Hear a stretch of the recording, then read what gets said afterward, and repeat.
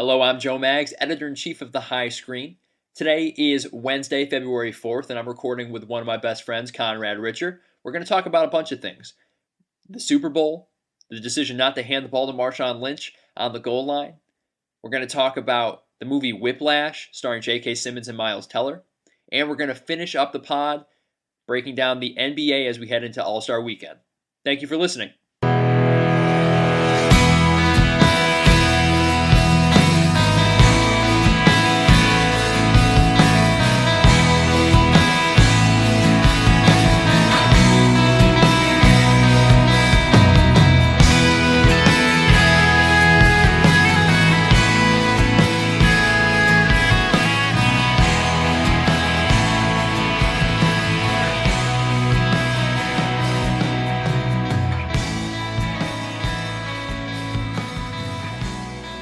And on the other line with me, he would have called a running play at the end of the Super Bowl, Conrad Richer. What's going on, buddy? Not much. Joe Maggs, how have you been? How you doing? I'm doing well. It's been a few days since we've seen each other. I saw you hours before what I think undoubtedly supplanted the Green Bay Packers Seahawks game as the best game of the year, which for the NFL worked out pretty well because it was the Super Bowl, so a lot of people saw it. Pretty good for them.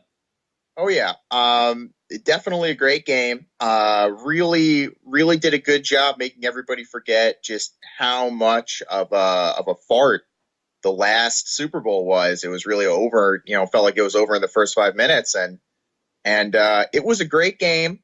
And like many great games, ended in a pretty questionable manner.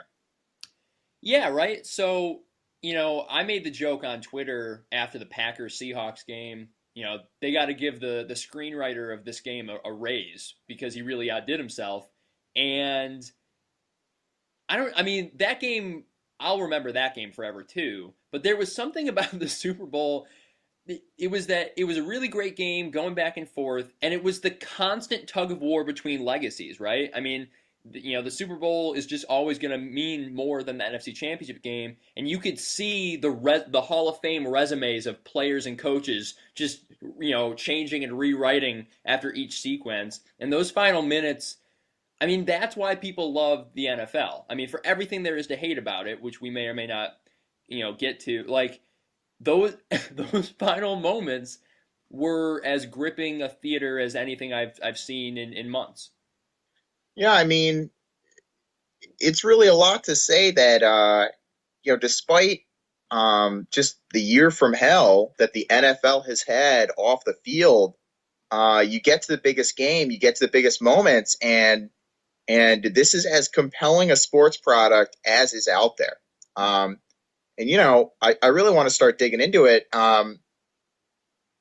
You said competing legacies. Pete Carroll, very interesting coach. He had sort of a tough run in New England. He goes to the college ranks, wins the national championship, sort of flees the college ranks, and ends up in Seattle and spends like a good couple of years building this Super Bowl contender. And there were a couple days where we thought that this Seahawks team was about to catapult itself into not only the discussion for the greatest defenses of all times, but of possibly a modern day juggernaut. And it all sort of fell apart in one play.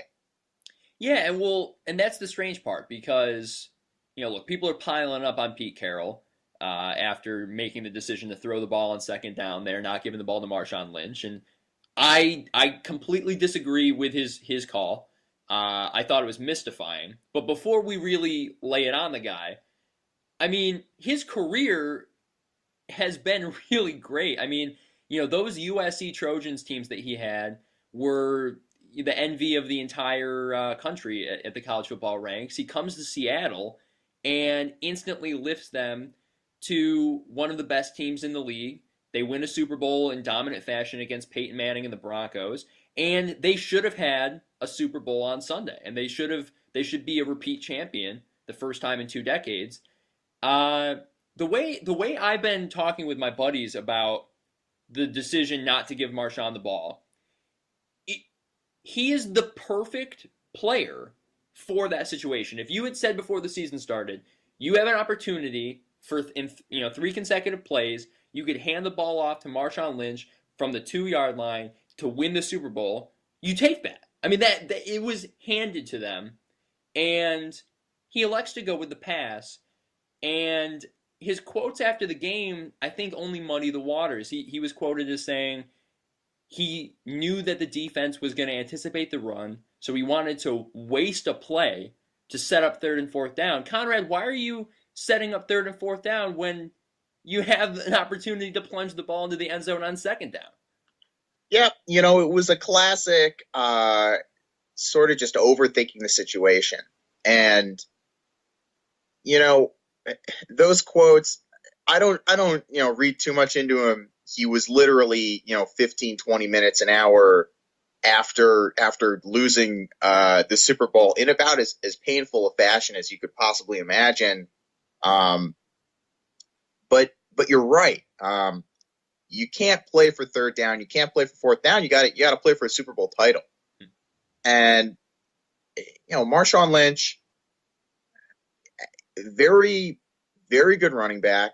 There was a discussion on the Grantland NFL podcast about whether or not he'd be a Hall of Famer, and I don't think that would have been the case, but I would say that in the past 3 years, there has not been a more consistently enjoyable running back to watch in the league. And, for his coach to sort of abandon him at the biggest possible moment, it's going to go down as one of the all-time biggest mistakes in Super Bowl history. Yeah, I mean, I made the illusion with my friend Jamie, who, shout out to Jamie. His music is featured on the Joe Mag Show and our podcast at the High Screen. If you had a band with a drummer that was outstanding, freakish, could keep any tempo, could just was a spaz on the kit, and you didn't write you didn't write a hit song to feature that drummer, Marshawn Lynch is the perfect running back for that situation. I wouldn't want any other person. So I guess the question has to be asked: was it just the worst play call of all time, or was there something else going on there? I mean, I don't want to speculate that there was some sort of there was something personal about it, but I was talking with Justice about it. He was just as mystified as I was, and he brought up the idea: what if this was some sort of inter-organizational choice to try to set up Russell Wilson as the hero instead of Lynch? No, I I don't read into it like that. You know, I understand it was a terrible decision, and if you were to talk to coaches, 100 out of 100, would say, "Oh, 2 yards to go, Super Bowl title on the line. I'm going to try and plunge it in." But if you think about it, when you're in that situation, you've got Bill Belichick, you've got Tom Brady, who had been absolutely carving up the Seahawks in the fourth quarter. I understand the idea of wanting to maybe take a little bit of time off the clock, but is it going to be the worst coaching decision of all time? That's tough to say, but I know for Seattle fans, this one has got to taste pretty bitter. No, it has to. It has to. But I want to bring up that point though. The idea. I mean, look, Marshawn Lynch, unrestricted free agent this summer. He's going to make a lot of money. He's going to get a pretty hefty contract because he transcends a position that otherwise has been lowering in value every season. Marshawn Lynch has proven he is the difference maker. He is the guy that can put the team on the back, though, And I don't know 100% if Seattle, is willing to play that game and match whatever the biggest contract in the market is. What I do know is they're about to give Russell Wilson a lot of money. I mean, this is the last year he was playing for peanuts. They're going to make him their franchise guy. He's going to get, Aaron Rodgers money. I think there is something to say about the fact that if Marshawn gets that touchdown, he gets the glory, he gets the Finals MVP, they probably they're going to lose whatever bidding war. I don't think Marshawn Lynch is going to come back. Now the cruel irony is I think there is no chance he comes back to Seattle after what Pete Carroll did. Mm. I I'm going to go ahead and disagree with you there. And what I'm going to bring up is, while you're right, Marshawn Lynch, he has certainly a lot of value compared to your average running back. But he's got some things working against him coming up this offseason. Namely, he might not even be the best running back on the market. We've got DeMarco Murray, who is in talks with the Cowboys, but you got to remember the Cowboys have been in cap hell for a few years now, and then you've got possibly Adrian Peterson. Marshawn, he's 28, is going to be 29 April 22nd. He's getting a little older. I don't know, and even more so than that, you can spin it a couple ways. You can spin it as, well, he's the running back that's going to put the team on his back, but you can also spin it as he's a media distraction. He has had some incidents with the law, though not in a while, certainly. I just don't know how many teams out there are going to really put themselves on the line, invest, put a lot of money into, a 29-year-old running back when, you can get pretty good production from a third-round pick. Will he end up in Seattle? I have a feeling, he's going to try and test the market, and I have a feeling he's probably going to end up being a little disappointed. And honestly, I think that in the end, if he does end up staying in Seattle, he's certainly going to be one of the most beloved Seattle Seahawks of all time.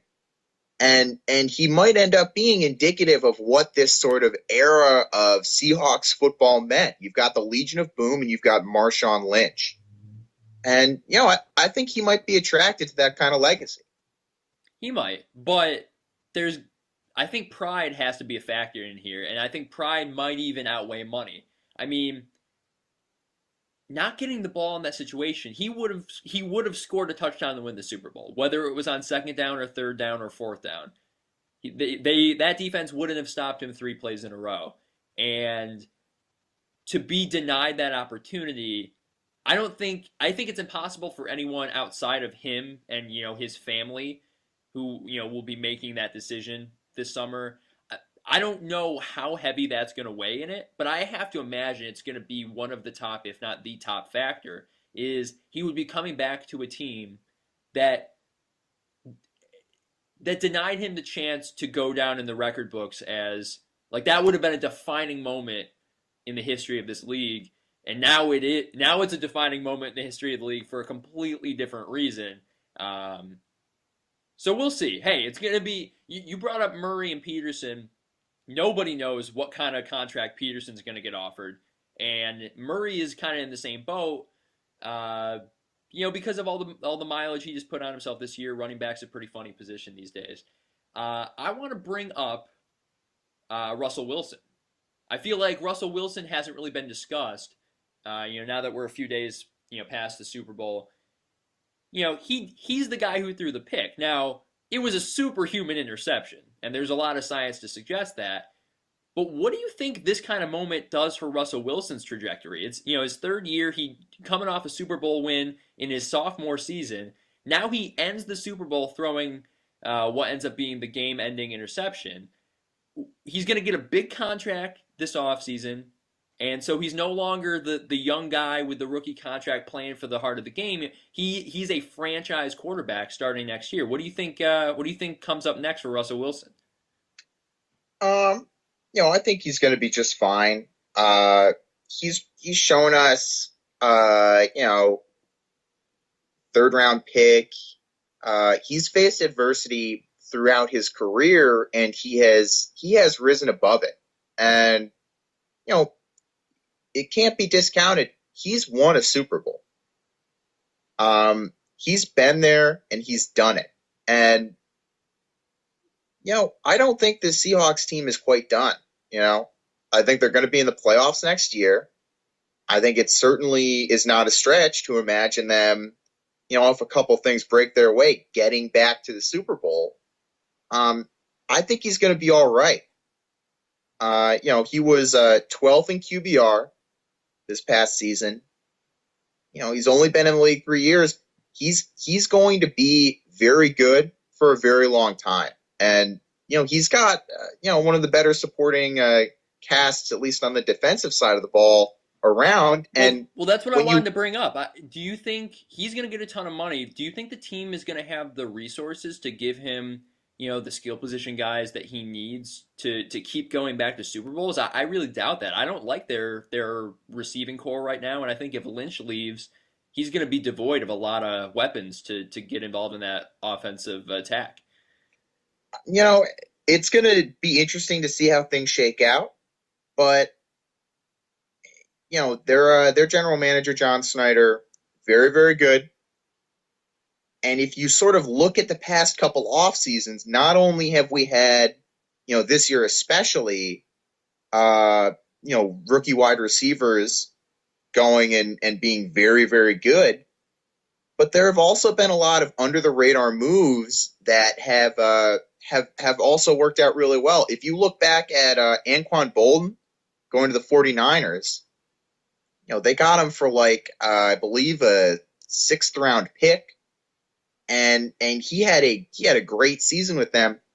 I think it's possible to give him a better supporting cast, but at the end of the day, that team doesn't need as much on offense as maybe your average team. Their defense has just been so good for so long, and is going to continue to be really really good, that he only needs so much. I think they're going to work hard. I think they're going to try and get as many people as they can. But, at the end of the day, that team is going to win on the strength of its defense. And Russell Wilson, he's got his legs, he's got his arm. He's going to do what it takes to win games. I think that one of the most interesting questions this offseason is going to be, what does Seattle end up doing at the running back and receiver positions? Do they bring back Lynch for, a sizable contract? Do they try to piece together a running back core of rookies and cheaper options? What do they do at receiver, tight end? I think that's going to be very interesting. But I want to transition over to the team that won the Super Bowl, inadvertently, I guess. The New England Patriots. Now, I'm a Bills fan. I hate watching the Patriots win games. But there was something really wonderful about Tom Brady and his performance. I respect that guy so much. I've seen him just burn my Bills so often. I've never seen a quarterback as good as him. And that's with all due respect to Peyton Manning. And I think this performance kind of sealed that narrative. I think for anyone who was, alive to see the entire Joe Montana era, there might be some sort of dissonance there. But I think anybody who really started watching football, from the 2000s and on, Tom Brady is now the standard for a great quarterback career. And that was maybe his best performance in a Super Bowl yet. I mean, that fourth quarter alone was pretty historic. Yeah. Tom Brady, I think right there, he cemented himself as one of the all-time, if not the all-time greatest quarterback. Looking back on it, Seattle defense was so good, and he just took them to town. He took them apart. It was a special win. I think that, coming from a Ravens fan with no love for Tom Brady, but I don't think that anyone, other than maybe for a couple days this past week, has ever really doubted that Tom Brady is a good guy, Mm. And as the NFL sort of bumbles through this investigation, and we still haven't heard about how what happened with the deflated balls. First, it was 11. Now I've been hearing only one ball was heavily deflated. You know, I think that it was a really nice thing to see Tom win this one. I think the person whose legacy I'm most interested in is his coach, Bill Belichick. Um, I think one of the big differences between Tom Brady and Peyton Manning has been that Tom Brady's gotten one of the all-time canniest, craftiest, best coaches to ever coach the game. And no offense to Tony Dungy, to John Fox, uh, maybe that hasn't been the case with Peyton Manning. Shout out to Jim Caldwell.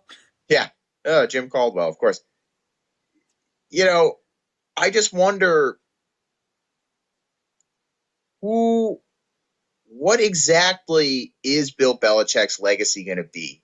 Is he going to go down as one of the great defensive coaches? Is he going to go down as a man who would do anything to win? What is his legacy going to look like? Yeah, I mean, he, especially again coming from a Bills fan, like he was always my least favorite part about the Patriots. Like I hated playing against Bill Belichick, both for on the field and for off the field, right? He's he's kind of a jerk off, and his demeanor and the way that he so callously cast aside the veterans on his team, when it's coming to the end of their careers, the Richard Seymour trade, all the way to Logan Mankins, getting kicked off the team before this season. I think maybe his legacy is he would do anything it took to win, but screw him. It was like, yeah, you're probably the greatest coach of your era.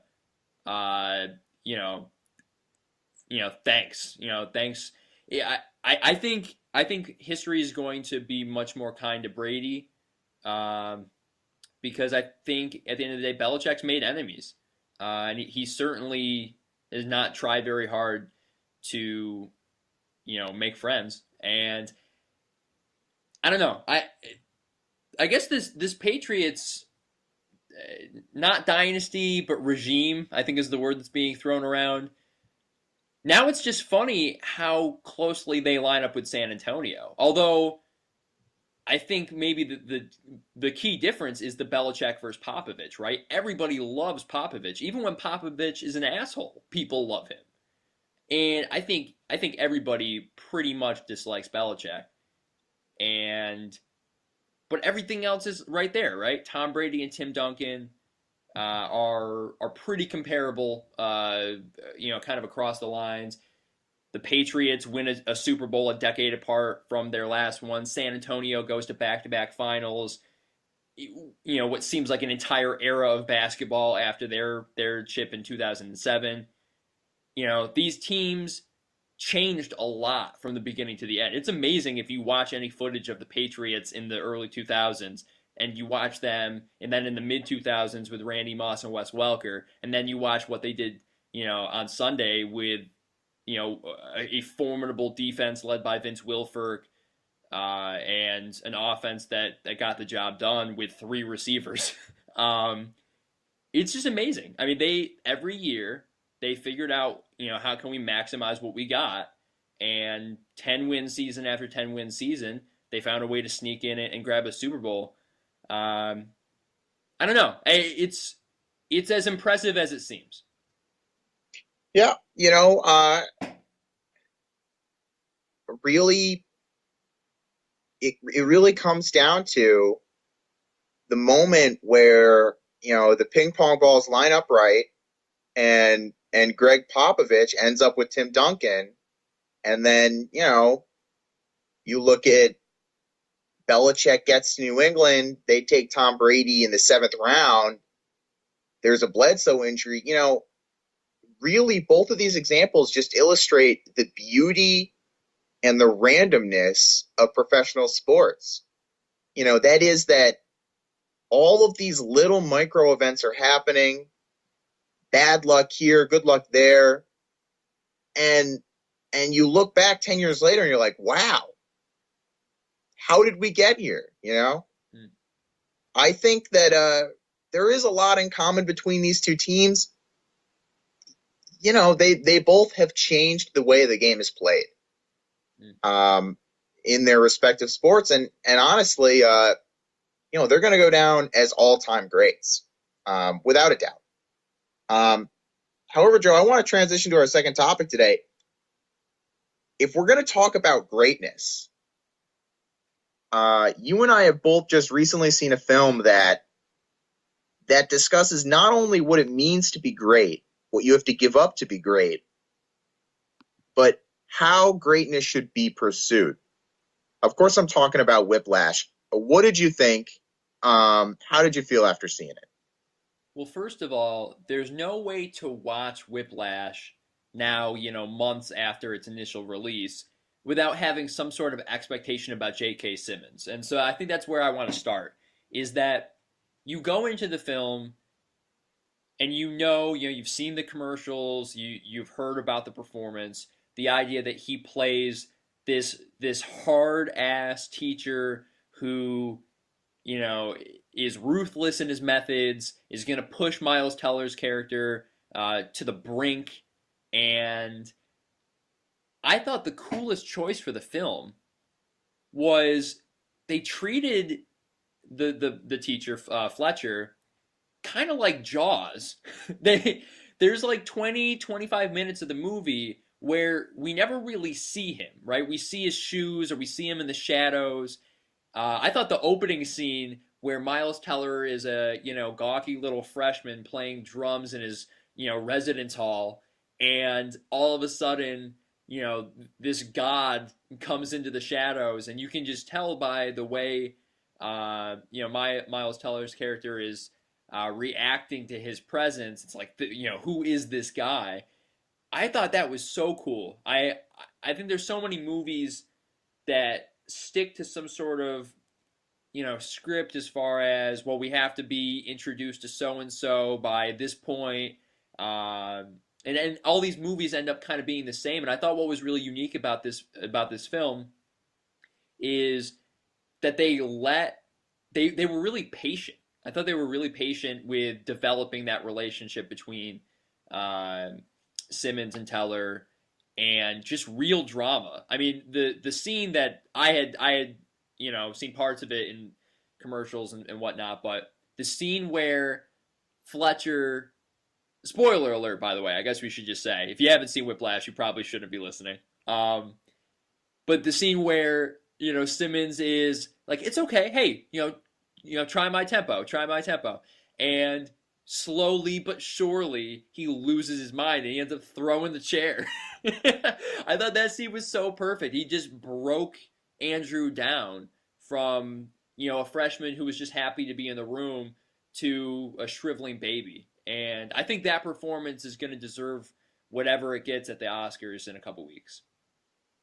Yeah, J.K. Simmons, uh, coming into this movie, I'm not the biggest movie buff in the world. He had always been, uh, you know, the sort of the perfect, like little character actor. He was aggressive. He was excellent as the head of the Daily Bugle in the first couple Spider-Man movies. I'll give you $300 for it.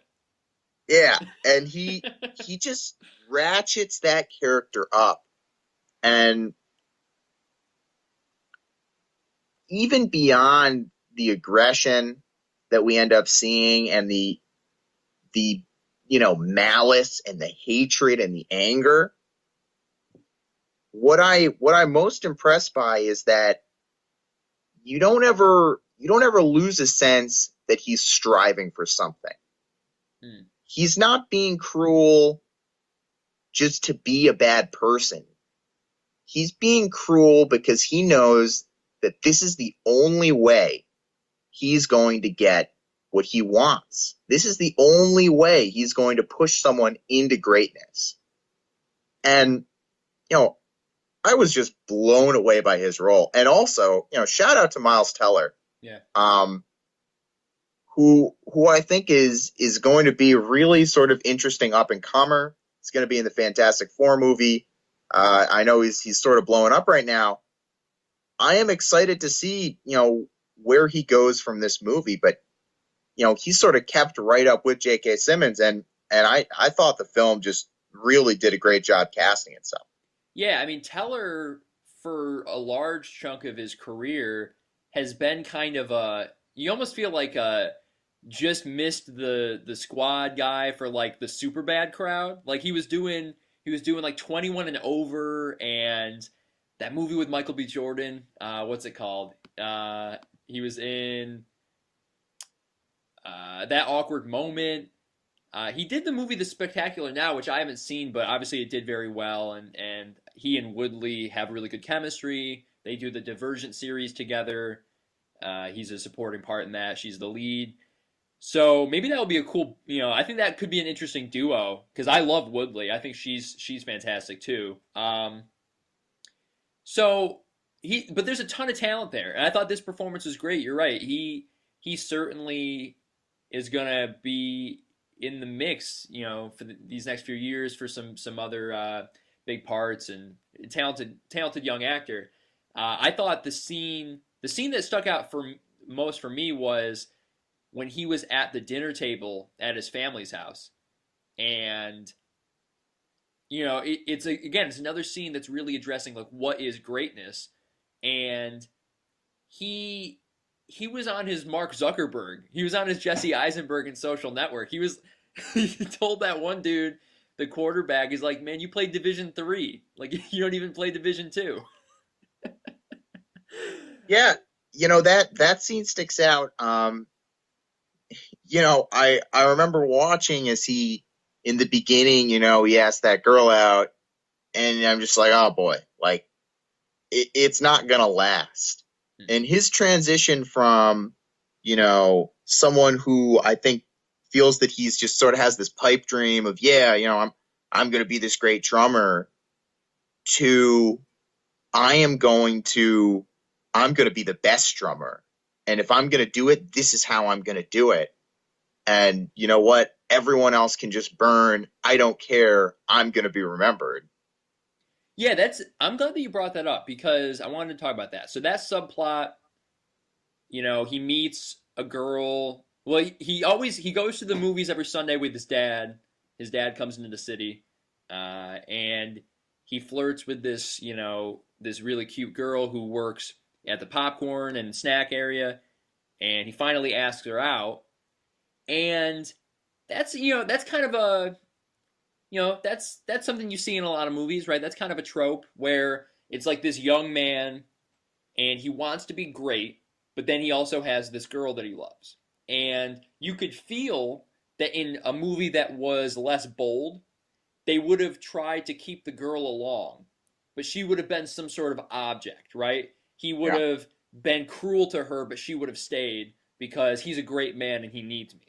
And I think what was really interesting about Whiplash from a screenplay standpoint was she got to be a character, right? That scene when they were having pizza, and I thought it was a really subtle performance that was extraordinary. She is talking about how she still gets homesick. She doesn't know what she wants to do. And of course, Andrew knows exactly what he wants to do. And that tension between them, uh, that was so real because I think again a movie that was striving for something less would have her just kind of go along with it. Oh, he's great, he'll be better, he'll treat me better, he'll understand me. And about halfway through the movie, she leaves because he's an asshole. And it reminded me again of Social Network, right? That first scene of Social Network is renowned because Rooney Mara's character uh, isn't going to deal with it, right? You're an asshole, Mark Zuckerberg. I'm done. I And think I think the big difference between that scene and what happened in Whiplash, she realizes that he's an asshole, but it's because he has decided to cut her loose. mm, Mark Zuckerberg, or at least as he's portrayed in The Social Network, um, no one really at a certain point questions his greatness. It has been figured out, and no matter what mistakes he may have made or pitfalls there were, he is great. And Miles Teller's character is not great. No one thinks he is special. No one thinks he is great, other than himself. Mm. And his sort of quest to transcend everyone else's expectations of himself and do something that you know that most people cannot be done is what interests me. And honestly, that segues me perfectly into what was my favorite scene of the movie, which was the final scene, where we go from, okay, you know, he meets Fletcher in a bar, and Fletcher sort of has gotten fired. He sort of seems, he's like, oh, I'm just doing this little jazz group, and I was wondering if I could get you to come play. And that scene, it goes from sort of, oh my God, Fletcher is this evil bastard. He brings Miles Teller on the stage, and he just absolutely embarrasses him in front of everybody. He purposefully ruins his career. He gets his revenge. And then simultaneously, we have just two of my favorite things in this movie, which is Miles Teller absolutely bleeding, spitting, crying, sweating, mucus, everything, just putting his heart and soul into the drums. And you can just see J.K. Simmons he just gets won over. It just doesn't matter anymore. He realizes it doesn't matter what this kid has done to me. It doesn't matter what I've done to this kid. This is the greatness I've been waiting for. Mm. And you can just see him coax it out of Miles Teller. And honestly, when I was watching that scene, I thought, oh my God, Miles Teller is going to die. I thought that literally he was going to drop dead, and that because he just looked like he put his life into that performance. And that was really what blew me away with this movie, was just the way it ends. Someone putting their heart and soul and winning over their greatest enemy. It was amazing. Yeah, and I think that was one of my favorite directorial choices. Was it didn't end with Fletcher giving some sort of monologue saying, "I always knew that you could do it, boy." Like it ended at the climax of the performance, or well, after the performance, but it ended with this incredible scene, the will of Andrew to capture that greatness, and also the understanding that if he didn't do it right then and there, he would never do it again. It was his life would have to be different, and a refusal to succumb to that. And you're right, Fletcher recognizes that will and determination and realizes that this is the first student that showed him that maybe finally he did have a Charlie Parker, which is a theme throughout the movie.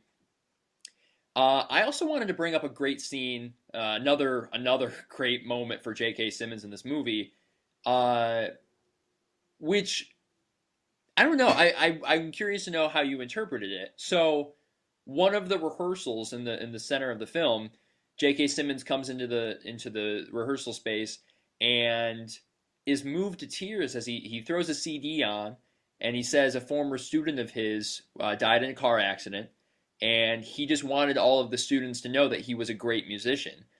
And it's a really powerful moment. And this is before a lot of the tensions of the third act of the movie where Fletcher gets fired and he gets his revenge on Andrew and all that. So it's a moment where you're like, oh geez, like maybe this Fletcher guy has a soft spot after all. Um, but then we come to find out that that student of his didn't die in a car accident, but actually committed suicide. And I guess I was wondering, do you have any interpretation of that? Do you think it was Fletcher's way of like dealing with it emotionally to say it was something like a car accident as opposed to something more personal? Yeah, that scene definitely sticks out for me. Um, I the way I sort of interpreted it was that Fletcher wasn't mourning the student. He was sort of mourning the musician, Mm, and that he didn't he didn't care. He doesn't seem to care about people as people. What he cares about is people as their ability to bring beautiful, great, transcendent new music to the world. And honestly, digging into the psychology of why he used a car accident as opposed to committing suicide. Did he know? Did he not know?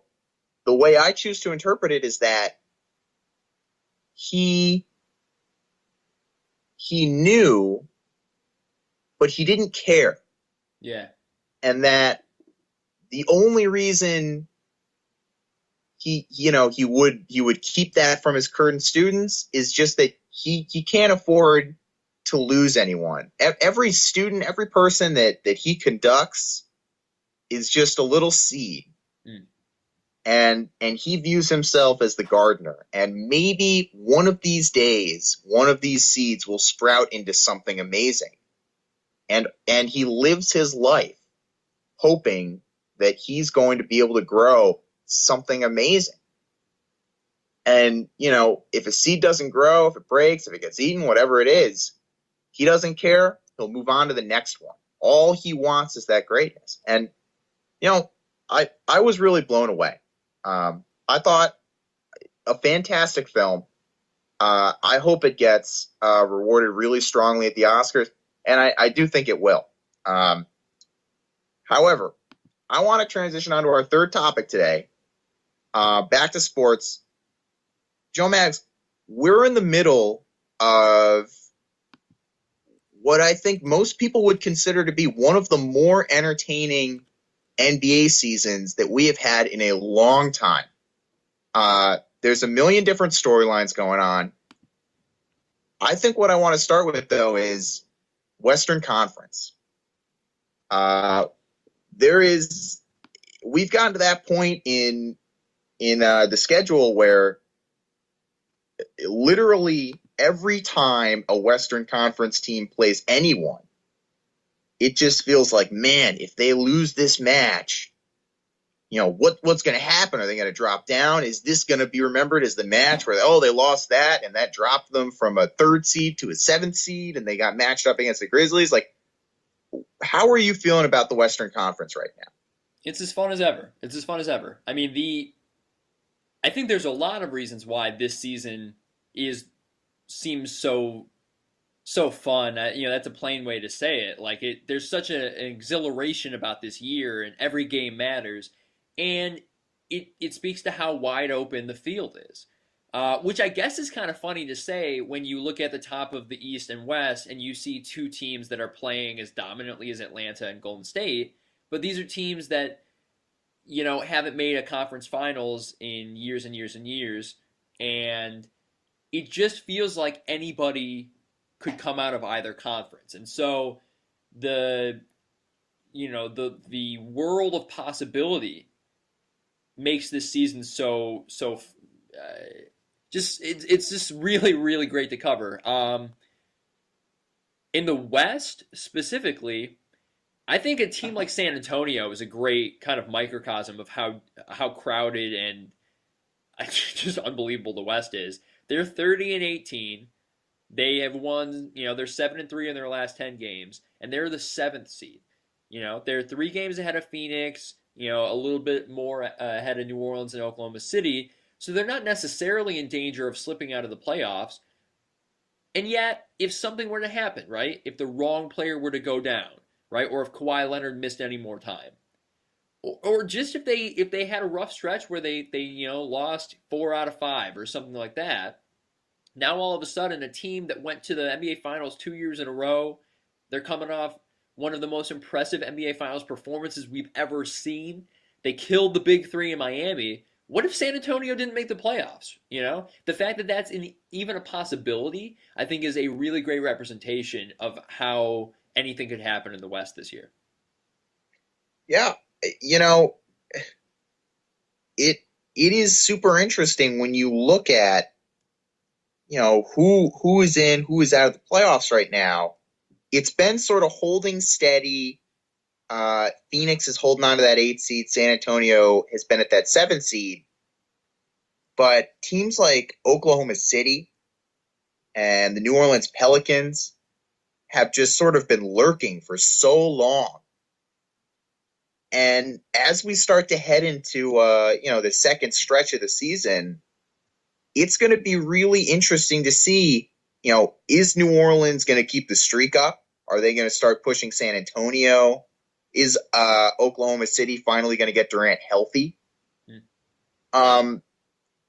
I I look at these standings and I'm honestly, I just don't think you can predict how it's going to end. No, I Um, mean, and that's why people are reacting so strongly to the LaMarcus Aldridge injury and his decision to not have surgery on his thumb. That badly needs it because Portland, they're 3-7 over their last 10 games. They've dropped from the 2 seed to the 4. They're 6.5 games out of first place for Golden State.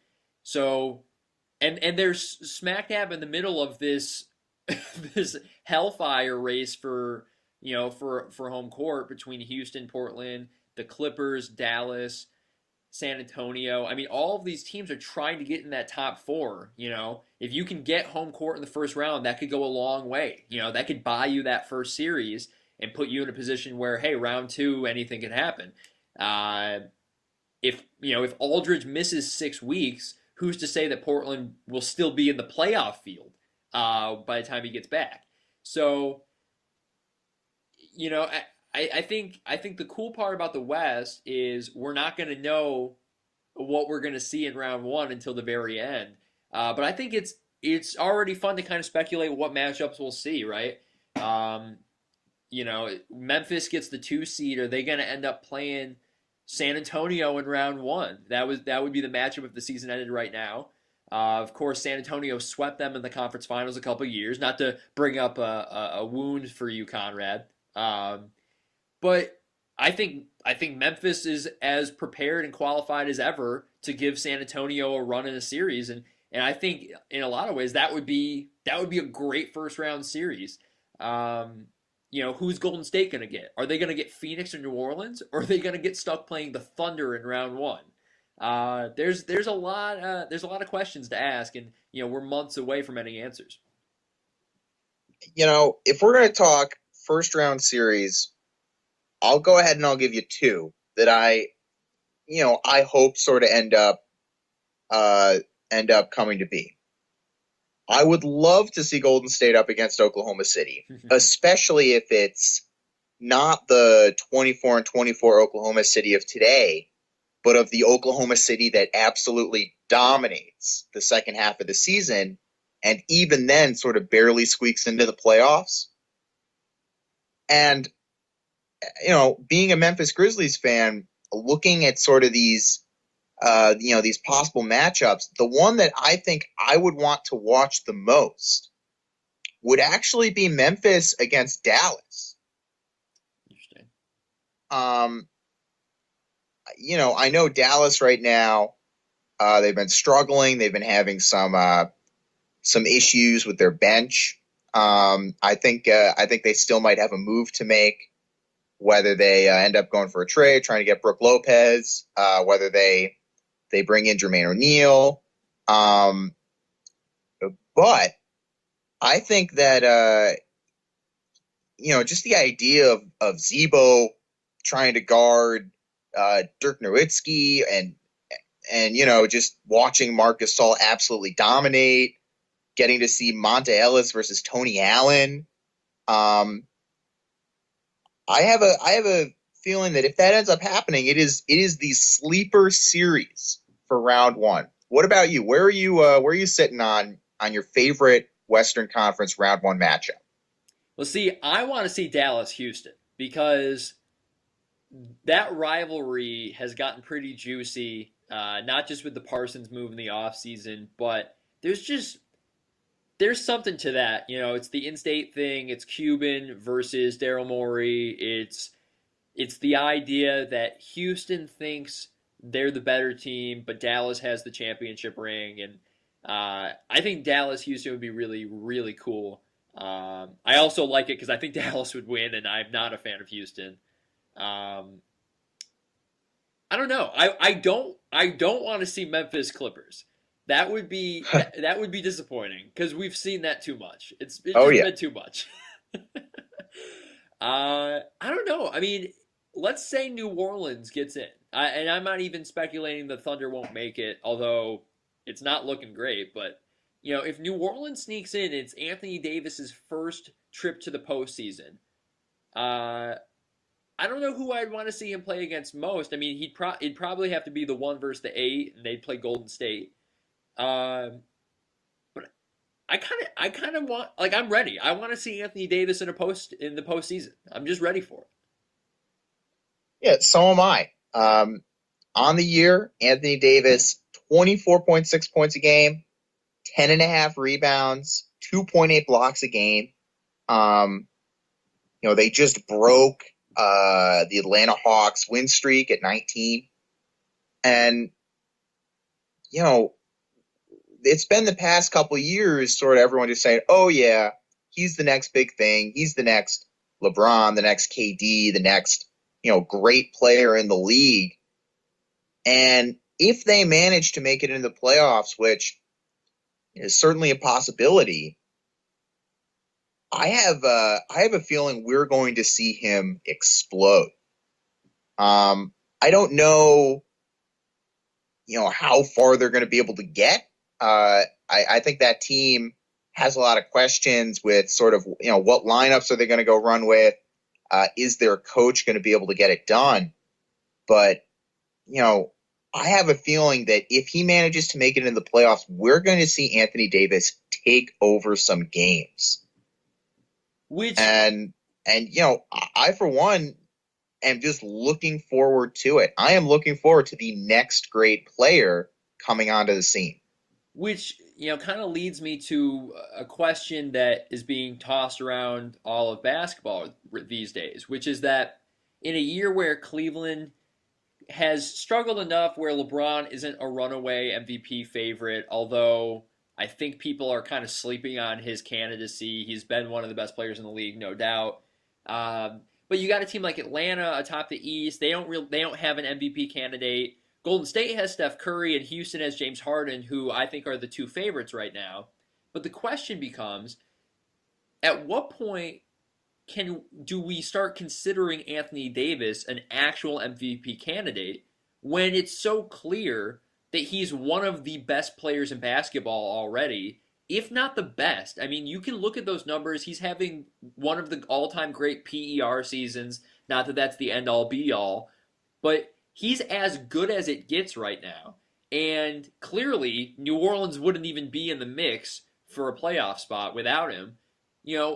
At what point do we kind of reshape our definition of the MVP to just account for the fact that Anthony Davis has been the best player for any team in the league? You know, I feel like that's sort of the classic conundrum is, do you reward the best player on a really good team? Do you actually reward the player who is the most valuable to his team? Um, I think this year's MVP is going to be incredibly interesting, depending on sort of how many games LeBron ends up missing or taking off in the second half. Depending on, right now, Dwight Howard is hurt. He's injured. You know, James Harden has been absolutely bonkers this entire season. Um, you've got Steph Curry, who he has probably a better supporting cast than either of those guys, but is having an insane season himself. I think that this MVP race is going to be one of the most interesting in years. It's not going to just be sort of a two-man show. It's going to be, I think there might be three, four, five guys who might be able to legitimately say that they're the MVP this year. I have a feeling, and maybe I'm wrong, but I have a feeling this is going to be one of those years where Anthony Davis gets passed over, and sort of the rationale is, well, he's really good, but his team maybe doesn't make the playoffs, maybe barely makes the playoffs. Maybe this is one of those years where, we'll just give him the MVP. A couple years from now, he's going to be getting MVPs sooner rather than later. But right now, maybe we're going to reward a James Harden or a Steph Curry, or Yeah. we're gonna give LeBron one while we still can. Hmm. Well, speaking of Cleveland, we're recording this on Wednesday. They're on an 11-game winning streak, and the Bulls and Wizards are above them in the standings. They're not playing too hot right now. Toronto and Atlanta's Atlanta, and Toronto has looked a skosh better in this past week than they have recently. But I can't. You can kind of feel it starting where look, Atlanta might end up with the number one seed, sure, but Cleveland is starting to show all the stuff that we anticipated that their offensive weapons can overwhelm teams regardless of scheme or strategy. They bulked up their front line with Mozgov, and they brought in Shumpert and Smith. I thought were very necessary pieces on the perimeter. Those moves are going to prove very, very worthwhile for them. I think Cleveland is inevitably going to jump up in the standings in the East, and it's going to be sooner than later. Hmm. Yeah, it's interesting. They're at 30-20 now.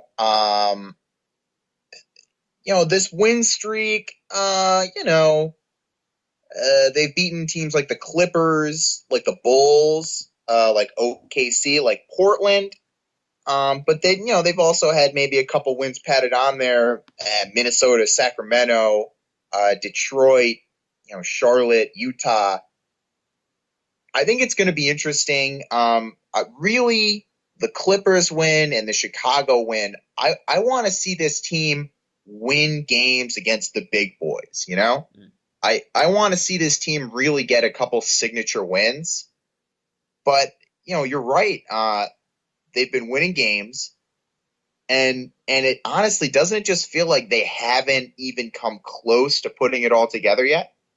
Yeah, well, that's probably the scary point is that they're on an 11-game winning streak and they're not playing their best basketball. They're going to play at Chicago on the last night of games before the All-Star weekend starts, and then obviously there's that break.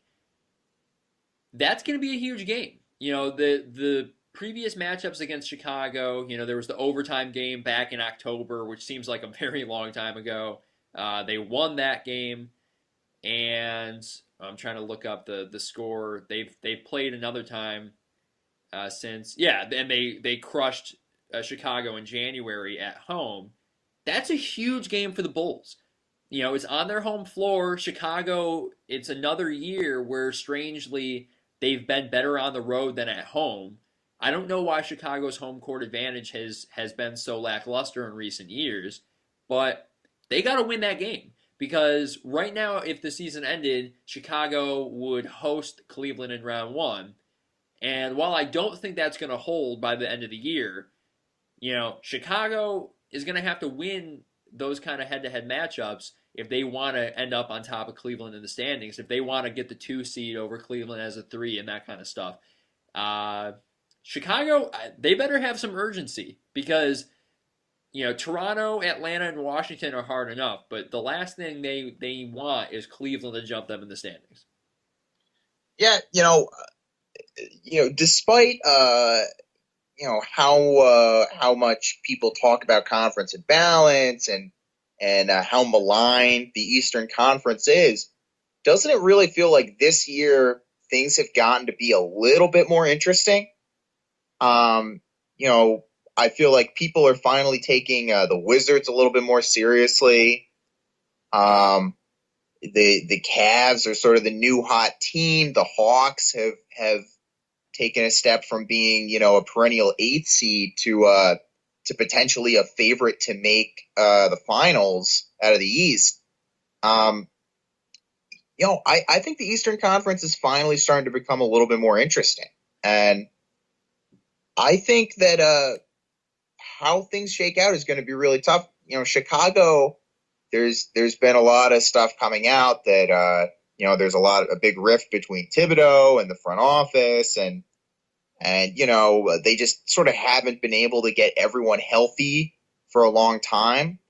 But I have a feeling that Chicago isn't going anywhere, and once maybe they can get Joakim Noah back, and once they can sort of figure out how to integrate all their pieces, because remember, it was not that long ago that we were talking about Mirotic as potentially going to be the rookie of the year. That we were looking at Jimmy Butler and we were saying he's a shoo-in for most improved player. He's a superstar now. That team is deep. That team is deep. They're going to be good on defense. And if by the time the playoffs come around and they're healthy, they're going to be putting up a big fight. No doubt. And we can only hope that the East ends up with as close to 8 good teams as possible. Milwaukee, you can't change what's happened. Jabari Parker goes down, but they've been a winning team all year. They're going to probably hold on to that 6th seed. I would love to see Detroit jump up into the playoff race if they can get close to a 500 record by the end of the year. And the thing that we shouldn't forget is that Indiana is not going to be a playoff team this year because of circumstance, right? Paul George misses this season. Otherwise, they would be in the mix too. So you're right. I think the East is getting better. But the problem is, and I think people are articulating this point like much more clearly this season than the past years. The real issue is the schedule imbalance. That the East gets to play the East more often, and that the West has to play more games against the West. And that's what perpetuates this imbalance, is the idea that for Golden State to be 38-8, they have to play their own conference, 2/3 of the time, whereas Atlanta gets to play the East 2/3 of the time. So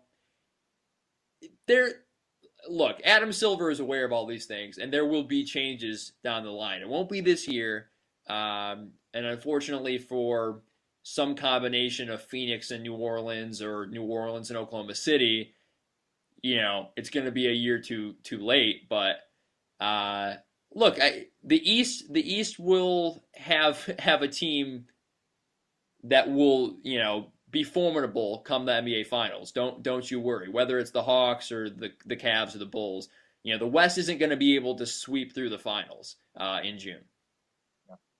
Well, Joe Max, I know that I'm looking forward to it. I know you're looking forward to it. It's going to be a fantastic NBA season, and I just can't wait for the playoffs. Yeah, man. Hey, but we got to have the All-Star Weekend first. How about that 3-point shootout? Yo, my money is on. Is it Steph Curry in it this year again? It's Steph, Clay, Kyle Korver, Wes Matthews, and JJ Redick. All right. I'm putting down a little bit of money on it. It's Steph Curry. I know he's been doing it, and he's doing it, and he's going to keep doing it until he wins it. I think this is the year he wins it. I know Kyle Korver, he might be sort of the hot name, but I'm going for Steph. Yeah, Steph's probably the favorite. It's gonna be fun. It is funny that competition has become a more exciting event than the dunk contest. But that's a point for another day. Con, great talking to you, man, and look forward to catching up with you soon. Joe Max, thanks.